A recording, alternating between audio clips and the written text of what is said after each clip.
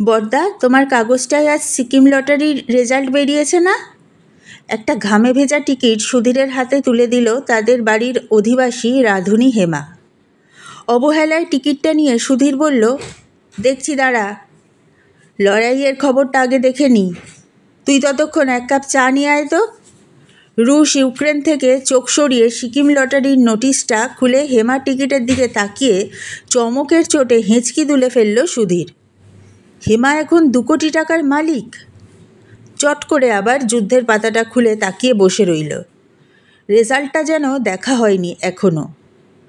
হেমা এসে 1 কাপ চা রাখল টেবিলে। দেখল লটারির পাতা খোলা হয়নি তখনও। তাগাদা দিল না, চুপ করে চলে গেল। লটারির টাকা আবার কেউ পায় নাকি? আর চোখে হেমার চলে যাওয়া দেখল সুধীর। কি করবে মেয়েটা এতগুলো টাকা নিয়ে? না আছে ঘরবর, না আছে ছেলে মেয়ে, 9-6 করে উড়িয়ে ফেলবে টাকাটা। টাকা লুকোবার কৌশল বাঙালিরা মোটেই জানে না। পকেটে 10টা টাকা থাকলেই ভাব দেখায় যেন 1000 টাকার মালিক। 10 জনের চোখ টাটাবে। খুন হয়ে যাবে মেয়েটা। আপন ঘর সংসার পরিবার পরিজনের দিকে চোখ মেলে তাকালো সুধীর। চিররুগ্না স্ত্রী, 2টি অবহেলিতা মেয়ে। ভিতরের যে শক্তিতে বেড়ার ওপাশের সজনে গাছ ডালপালা চিকন পাতায় সেজে ওঠে, ভিতরের সেই আপন জোরে মেয়ে দুটো বালিকা থেকে কিশোরী হয়েছে, কিশোরী থেকে তরুণী হয়েছে। অকারণে তারা দুকলি গান গেয়ে ওঠে, আয়নার সামনে নাচের ভঙ্গিতে নড়ে চড়ে। রুগ্না মায়ের আর অসহায় বাপের চিন্তা বাড়িয়ে অকারণে খিলখিল করে হেসে ওঠে। ওরা নতুন, ওদের পৃথিবীও নতুন। সুধীরের গোপন মনে একটা চোরা চিন্তা লুকিয়ে বেড়ে উঠছে আজকাল। মেয়ে দুটো প্রেমের শর্টকাট পথ ধরলে সে বেঁচে যায়। বেসরকারি চাকরি, করোনার মহোৎসবে সেটাও যায়। না, এই 2 কোটিতে তার প্রয়োজন হেমার থেকে অনেক বেশি। বউয়ের চিকিৎসা করাবে ভেলোর নিয়ে গিয়ে। সাজিয়ে গুছিয়ে মেয়েদের বিয়ে দেবে রাজকুমারদের সাথে। 2.5 কামরার ভাড়ার ঘর ছেড়ে হাত পা ছড়াবার একটা নিজস্ব আস্তানা গড়বে। একটা নিজের ছাদ, যেখানে সে 1000 তারার চোখের সামনে সারা রাত চাঁদের আলো গায়ে মেখে শুয়ে থাকবে। মায়ের গানের মতো চেনা একটা বাতাস বইবে সেখানে। দেখলে বড়দা? ও কিছু না, জানতাম। দীর্ঘশ্বাস ফেলে চলে যেতে যেতে হেমা তাগাদা দিয়ে গেল, 2 মগ জল ঢেলে এসো মাথায়, খেতে বসো। ডগমগ চাকরি, সেটাও যাবে নয়তো। টিকিটটা সাবধানে মানিব্যাগে তুলে রেখে সুধীর গেল বাথরুমে। আদ্যিকালের তলা খাওয়া নড়বড়ে একটা লোহার বালতি, প্লাস্টিকের একটা মগ, শ্যাওলা ধরা মেঝে, রংচটা প্লাস্টিক খসা দেওয়াল, অন্ধকারে এক চিলতে একটা ঘর, পুরনো কালের 25 পাওয়ারের বাল্ব, কালের ধুলোয় ধূসর হওয়া তার আলো। আর কটা দিন নিজের বাড়ির বাথরুমটা হবে এক্কেবারে অফিসের বাথরুমের মতো চকচকে। শাওয়ার, ঠান্ডা জল, গরম জল সব থাকবে সেখানে। আপাতত মগের জল মাথায় পড়ে দেহে নামে সুধীরের। জলধারা ভবিষ্যতের সুখচিন্তায় পুলক জাগায়। কল্পনার সুতো ছিঁড়ে যায় হেমার চিৎকারে। সাবান মাখতে শুরু করলে নাকি গো বড়দা? ভাত যে জল হয় এদিকে। বড় চেঁচামেচি করিস হেমা। বাথরুম থেকে বেরিয়ে আসে সুধীর। সত্যি বড় দেরি করে ফেলেছে।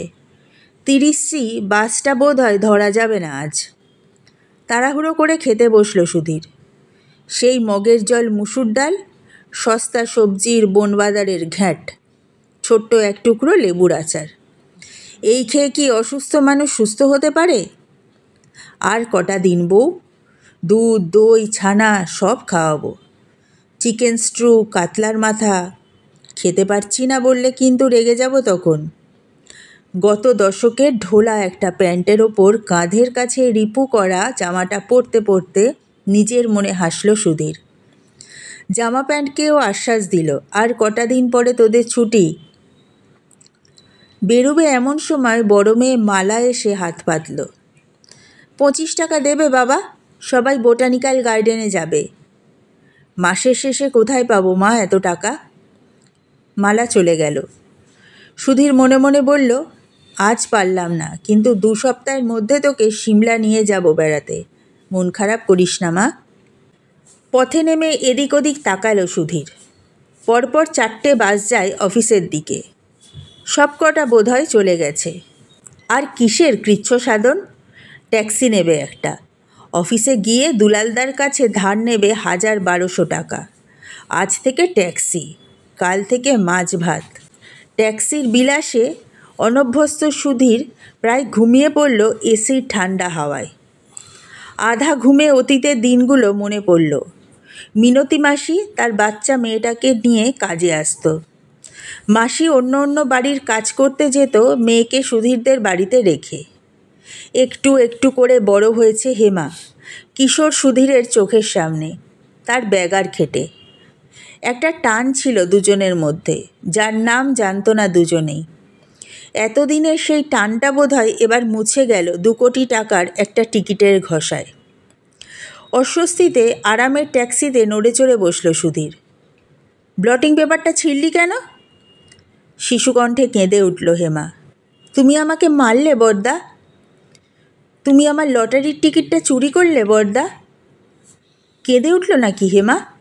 এক্কেবারে সেই শিশুর সুর। ট্যাক্সি ঘোরাও। অখাদ্যগুলো গলা দিয়ে নামছিল না তরুলতার। তাকে ভবিষ্যতের সুখস্বপ্ন দেখিয়ে অন্যমনস্ক করে রাখছিল হেমা। জানো বৌদি, একদিন আমি ঠিক লটারির কোটি কোটি টাকা পাবো। রোজ তোমাকে তখন গরম ভাত ঘি দিয়ে মেখে খেতে হবে। শেষ পাতে দুধ কলা আমসত্ত্ব দিয়ে 1 জামবাটি ভাত মেখে দেবো। ফেলতে পারবে না কিন্তু একটুও। তখন আমাকে একটা ভালো ডাক্তারের কাছে নিয়ে যাবি হেমা। হোমিওপ্যাথি ওষুধে কি রোগ সারে? দেখ আমার চুড়ি দুটো কত ঢিলে হয়ে গেছে। আমার আরও অনেক দিন বাঁচতে ইচ্ছা করে হেমা। মালা পলার বিয়ে দেব, লাল পাড় শাড়ি পরে জামাই বরণ করব। লটারির টাকা পেলে আমায় একটা... না থাক, বলবো না, আমার লজ্জা করে। 2.5 কামরার সদর দরজার শিকল ঝনঝন করে উঠল। ব্যস্ত হয়ে পড়ল তরুলতা। শিগগির দেখ হেমা, ফিরে এলো কেন লোকটা? শরীর ঠিক আছে তো? দৌড়ে যা। হ্যাঁ, শিকল তো বাজাচ্ছে বর্দার মতোই। দরজা খুলতেই সুধীর বলল, চট করে তোর ব্যাংকের পাসবইটা নিয়ে আয় দেখি। কেন বর্দা?